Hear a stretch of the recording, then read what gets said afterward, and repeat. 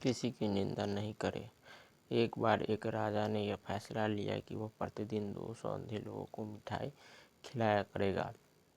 एक दिन मिठाई वाले दूध में सांप ने मुंह डाला और दूध में विष डाल दिया और जहरीली मिठाई को खाकर 200 के 200 अंधे व्यक्ति मर गए। राजा बहुत परेशान हुआ कि मुझे 200 आदमियों की हत्या का पाप लगेगा। राजा परेशानी की हालत में अपने राज्य को छोड़कर जंगलों में भक्ति करने के लिए चल पड़ा ताकि इस पाप की माफ़ी मिल सके।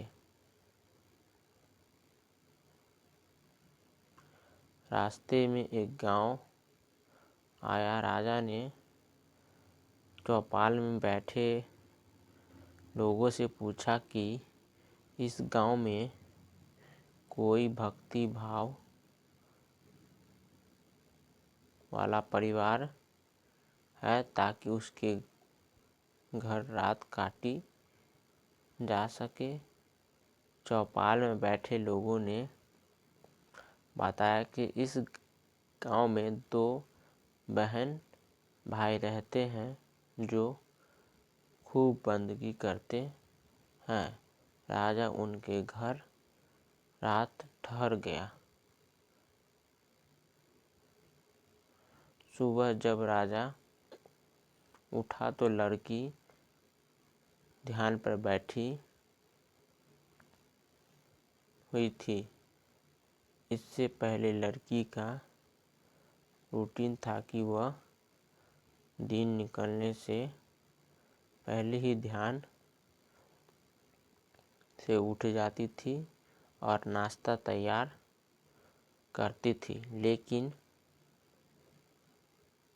उस दिन वह लड़की बहुत देर तक ध्यान पर बैठी रही। जब लड़की ध्यान से उठी तो उसके भाई ने कहा कि बहन, तू इतना लेट उठी है, अपने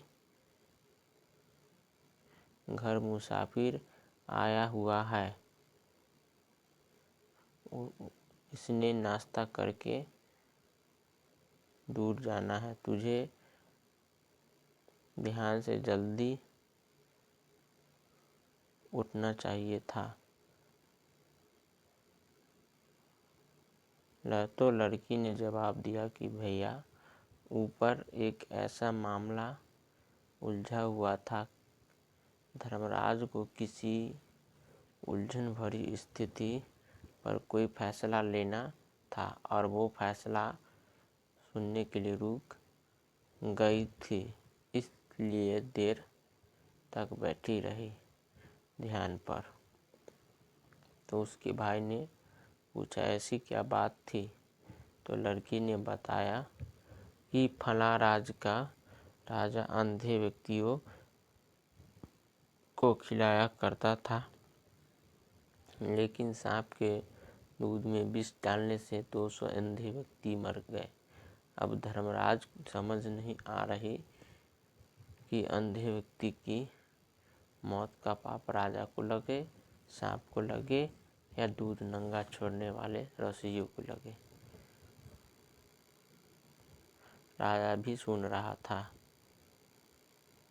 राजा को अपने से संबंधित बात सुनकर दिलचस्पी हो गई और उसने लड़की से पूछा कि फिर क्या फैसला हुआ।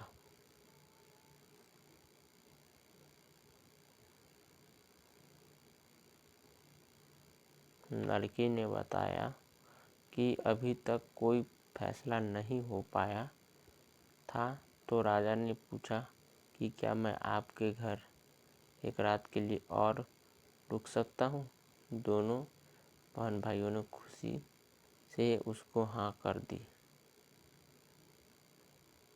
राजा अगले दिन के लिए रुक गया, लेकिन चौपाल में बैठे लोग दिन भर यही चर्चा करते रहे कि कल जो व्यक्ति हमारे गांव में एक रात रुकने के लिए आया था और कोई भक्ति भाव वाला घर पूछ रहा था, उस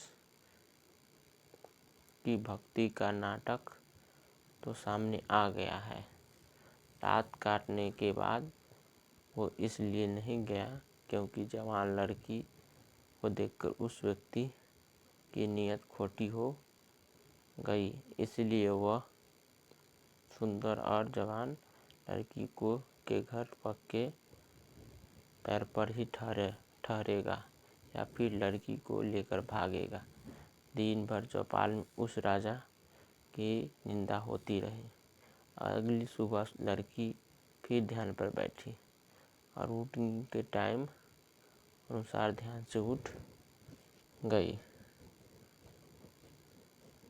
तो राजा ने पूछा, बेटी, अंधे व्यक्तियों की हत्या का पाप किसको लगा? तो लड़की ने बताया, वह पाप तो हमारे गांव के चौपाल में बैठने वाले लोग बांट के ले गए।